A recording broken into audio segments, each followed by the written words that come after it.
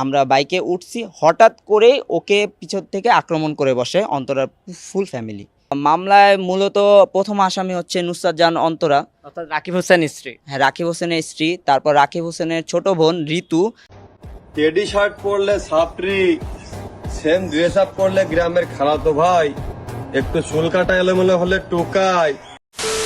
এবার রাকিব হোসাইনের টিমের বিরুদ্ধে কঠিন পদক্ষেপ গ্রহণ করলো ইয়াসিন এবং মিথিলা। ইয়াসিন এবং মিথিলা রাকিব হোসাইনের পরিবারের কাউকে ছাড়বে না।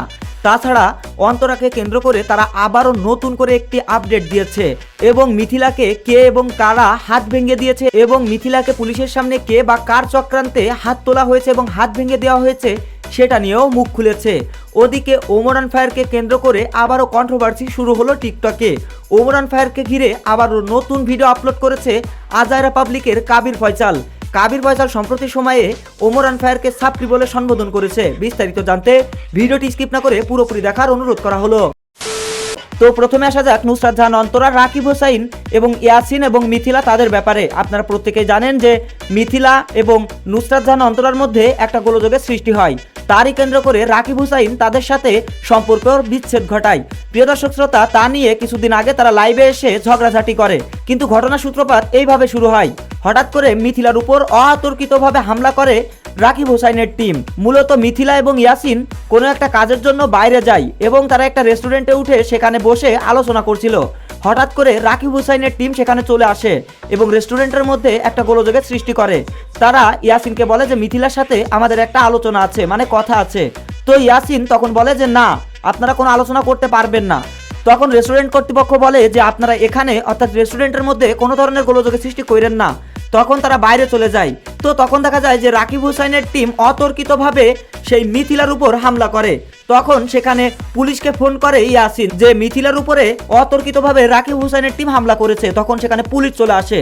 পুলিশের সামনেও সেখানে বিভিন্নভাবে মারধর শুরু করতে থাকে মিথিলাকে।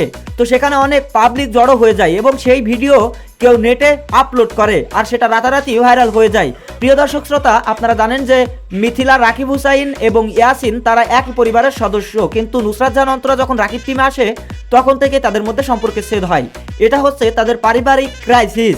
তো প্রিয় দর্শক শ্রোতা, তাদের এই পারিবারিক ক্রাইসিসের কারণে মিথিলাকে অনেকটা কষ্ট পেতে হয়েছে, মানে তার হাত ভেঙে গিয়েছে।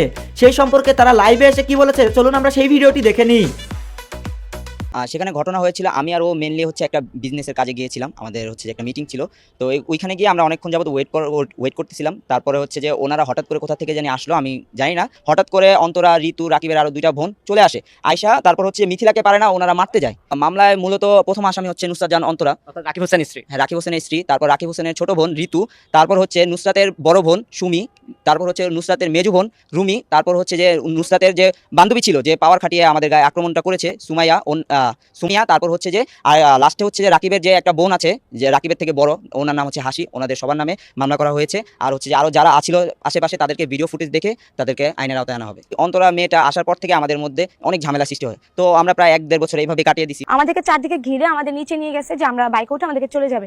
সেই মুহূর্তে যখন প্লেসটা একদম ঠান্ডা হয়ে গেছিল, সে পিছন থেকে কি সব বলতে বলতে আমাকে আক্রমণ করছে। অ্যান্ড এই আক্রমণের ভিডিওটা যেহেতু অনেকেই দেখছে, আমি একটা হাতও লড়াইনি। আমাকে মানে গণপিটানি পর্যন্ত দেওয়ার মতো অবস্থা করছে তারা। 7টা মেয়ে, বুঝছেন 7টা মেয়ে মারাটা কেমন লাগে?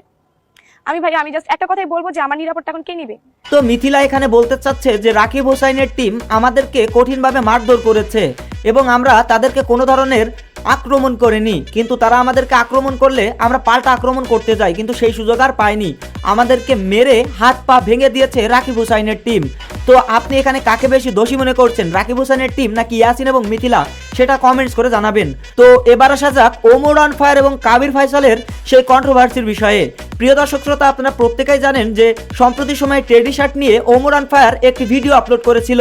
সেখানে সাপরি পোলাপানদের উদ্দেশ্যে বলেছিল যে টেডি শার্ট না কিনতে পারলে কেউ বস্তি হয় না, কিন্তু যারা টেডি শার্ট পরে উল্টোপাল্টা ভিডিও আপলোড করেছে তারাই প্রকৃত অর্থে বস্তি। এবং তাই নিয়ে কাবির ফয়সাল সম্প্রতি সময়ে একটি ভিডিও আপলোড করেছে যেখানে বলেছে যে ওমরান ফায়ার যাকে তাকে রোস্ট করে, এভাবে রোস্ট করা উচিত নয়। চলুন আমরা কাবির ফয়সালের সেই ভিডিওটি দেখে নিই।